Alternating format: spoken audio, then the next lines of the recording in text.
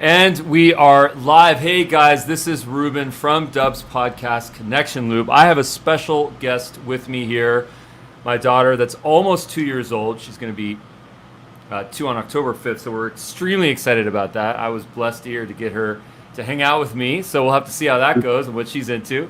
Wassim, I will say this to you that if I get preoccupied, you are then officially delivering a masterclass. I'm I love that you bring your daughter along, man. I think it shows what you're about. I've got children of my own. I think I'm a little bit ahead of you. My youngest is 9, but I love it. I love having my children part of my business too. So, It relieves so much anxiety to just make them part of the story, make them part of the script, and not have to swat them away when they show up in the frame. yeah, and we got lives, man. Like we're parents. I like, one of the things I'm going to be talking about today is being an empowered entrepreneur. And being an empowered entrepreneur is being authentic and thinking about the impact that you make. And for me, I'm a massive, massive advocate for happy, harmonious families. And Yes. healthy families. So I love seeing people who involve their children in their business. It's a great way to bring up entrepreneurial children. Yeah, man. Well said. Well said, man. Coming from a father, coming from a true father. That's awesome. Give me a bio on yourself, and then let's get into this topic of being an empowered entrepreneur. Because these are basically my two favorite words, and you found a way to combine them into one. So Yeah. let's get into this. What's your story, and what is an empowered entrepreneur? Cool. Look, my story started off. I'm a migrant to Australia. I came when I was 10 years old.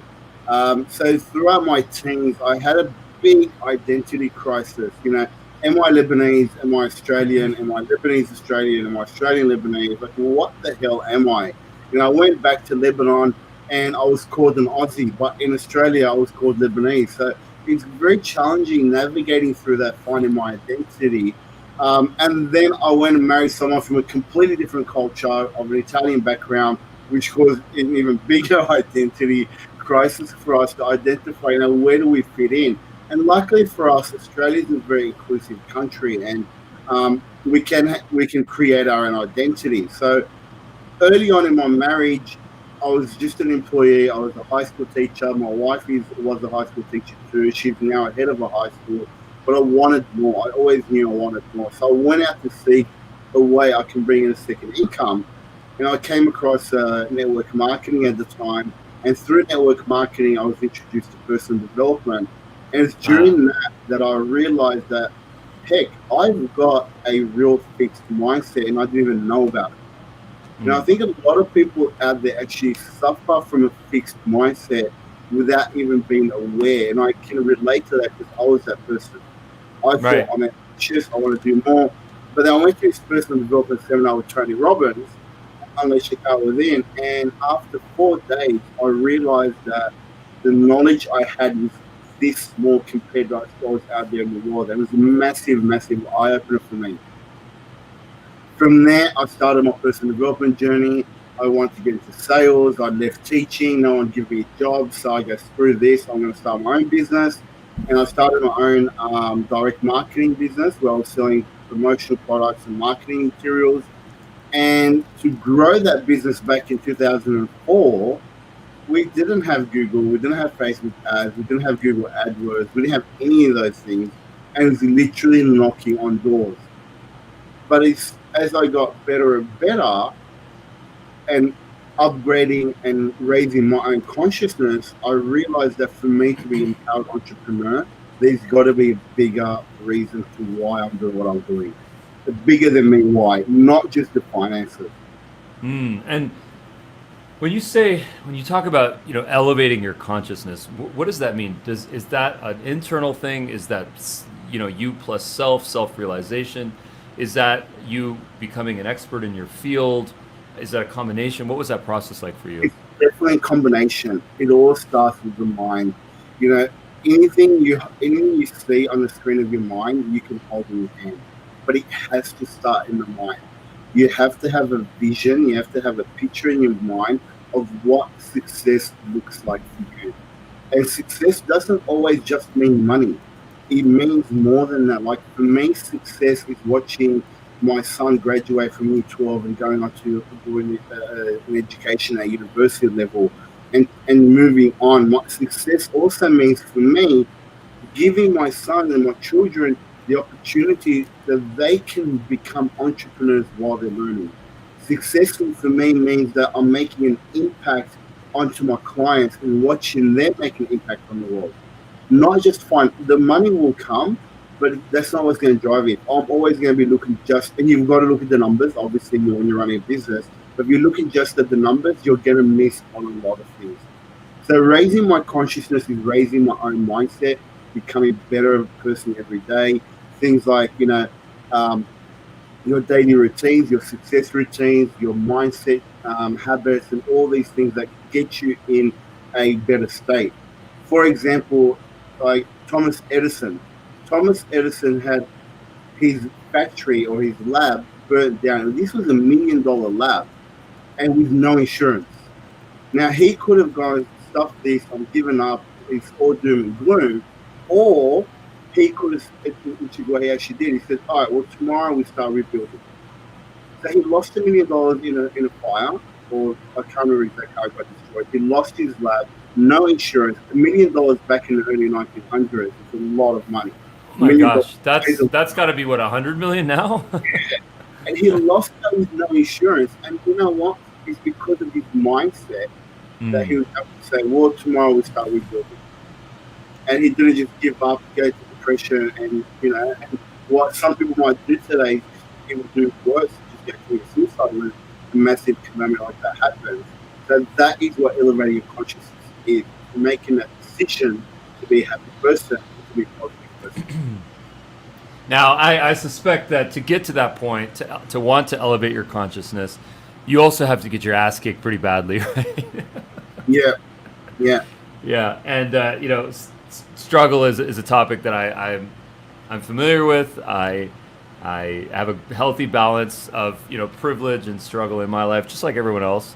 I definitely consider myself a privileged person if someone were to have me choose between one or the other. But as an entrepreneur, I know what it's like to go through that struggle. I've been there, financially, emotionally, psychologically, spiritually, from a relationship basis. So it's one of the most challenging things, I think. And frankly, the thing that I think that makes being a solo entrepreneur one of the most lonely things, in fact. It's a very lonely thing to be a solo entrepreneur when you don't have your partners, and you don't have your affiliates, and you don't have your clients. When you're starting out, it's a weeding process almost, And I think the vast majority of the people say, "Hey, listen, this is not for me," And maybe that's a good thing, and maybe that's a bad thing. But what has been your most difficult situation on your path to entrepreneurship? Definitely, exactly what you said. Being a solo entrepreneur or solopreneur, as the current buzzword is very, very lonely. I mean, for me, these four walls that you're looking at right now, this is my life. Most days from 4 a.m. in the morning to 8, 9 p.m. at night, this is it. That door behind me is closed. I go out there, like school holidays here at the moment in Australia. So my family, my kids are home. I get to see them. But generally speaking, I'm up at 4 a.m. I'm in here preparing my day, going up to the gym, coming back and working all day, unless I've got meetings outside. So it can be very, very lonely. And it's only by remembering that, the impact that you have, that you're going to create. And one of the things that always pushes me forward is remembering a quote by Oprah Winfrey, which is, your challenges are your gifts. And through the challenges, you grow and become a better person. Early on in my journey, I used to look at challenges as a catastrophic event that was going to be the end of me, it's going to be the end of my business, going to be the end of my relationships. But then I started, every single time I had a challenge and I got through it, I turned back and looked, I'm a better person because of this. I'm stronger, I've learned more, I've got more experience, I know how to deal with it next time. So every time, and look, everybody in the world today has gone through a lot of challenges in 2020, including myself. I'm a gym owner. I had a massive plan to do all these seminars, these online, these live trainings, and then that all got shut down on the 23rd of March 2020 in Australia. So we've all faced our challenges, but I just remembered that, you know what, this is just an opportunity for me to grow. And I had to pivot my business and reinvent my business back in March to go from, whatever money we're making, I think it was about like $30,000-$40,000 a month to zero. And then as a solo entrepreneur, and then I had to rebuild that and then go back to $39,000 in sales in 10 days, 5 weeks afterwards. But that is knowing that your challenges are your gifts to help you grow. There's always a silver lining if you have the right consciousness and you elevate, you just chunk up, what can I do differently right now? What can I do with this information? So that sounds like it was almost like your Thomas Edison moment. The factory is burned down. You now find yourself in a situation where you have to pivot or something else, die. Yeah. You can either thrive. You can, as Tony Robbins says, you're either growing or you're dying. Right. Yeah. Well said. Yeah. Exactly right. And what would you say that your secret is to being a parent, having many kids, and also having to manage your own risk, run your own business, work crazy hours, 4 a.m. to 8 p.m. sometimes? What is that process like? What is your? I've got 3 kids. I don't have many kids. I don't have a massive tribe of 10 or 12 kids. So, but you know what? The biggest secret for me is my relationship with my wife.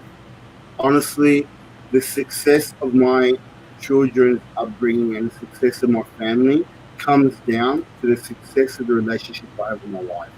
I've been very, very blessed to have one of the most amazing women in the world to be my partner. She's always believed in me. She's always stuck by my side. She's always been there. But it hasn't always been like that. I had to work my ass off to get her trust, to get her to know that I am in this for her and for us. And once she felt that, she completely surrendered to me in terms of she gave me everything, the same way I give her everything. So being a good parent comes down to having a good relationship. If you're having challenges with your children, you need to look at your relationship with your partner. If you and your partner don't have a good relationship, that's going to show up in your children because they are watching you. They are taking everything that you are doing as a parent, as a father, as a mother, as a couple, and they are taking that as this is what life is like. So because of that, and obviously I'm blessed that my wife is a teacher, so she has a lot of time with the kids, taking them to school and back. So that is obviously a perk that I have as being married to a teacher. But it comes down to when we do spend time with the kids and we spend time with the family, then we make sure that it's quality time, not just quantity. Like I'm speaking at a summit this weekend. I've got about 4 presentations over 2 days. So I'm very, very busy tomorrow and Sunday. We've got a public holiday here on Monday. So we've taken the time to say Monday, everything's off. I'm not getting on my computer. I'm spending time with the family. We'll have a barbecue. We'll do something. I don't know what we're going to do yet, but it's a family day. So we've got to make sure that there's quality time with the family, not just quantity time. That's so important. This idea of professional life and personal life. God, talk about everything getting integrated now. And, gone are the days when we can go away, drive away, get onto the freeway, go to an office, be at our workplace and forget about our life at home. Forget about the problems in our relationships because now they're getting amplified, because we're all together. And I think that it's the best exercise for us to be able to overcome some of the challenges and overcome some of the frictions. So, I think that the fact that you have found that unlock in terms of your relationship at home and how it transcends to your work and your career is what I think a lot of people need to be doing because there's mental health, there's relationships with our family, and then there's work.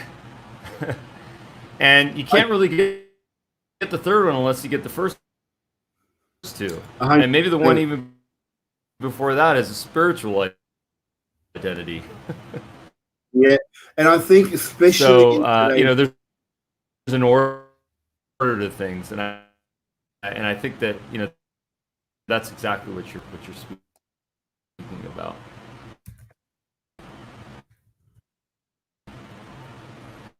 I totally agree. So, what are you going to be talking about at your conferences? I'm very curious.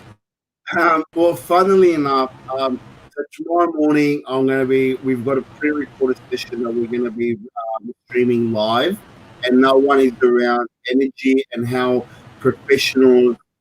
busy professionals who are energy poor can turn that around. So we've got a program for energy professionals. Then we're going to be talking about having meaningful conversations. So there'll be another session where I'm on the panel where we're going to talk about how to have meaningful conversations with people in your life as well as strangers. Tomorrow night, we're going to be speaking about exactly what we talked about today, the empowered entrepreneur. And then Sunday, my wife and I are speaking about relationship and relationship taboo. So pretty much 4 things. So it looks like we're having some technical difficulties here. Are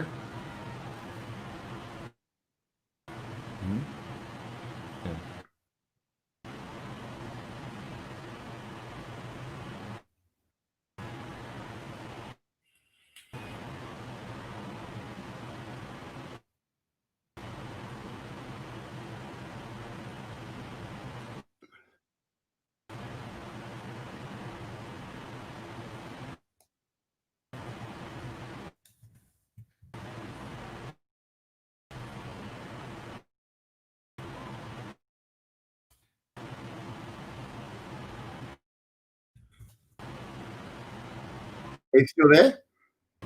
I think we are having some technical difficulties there.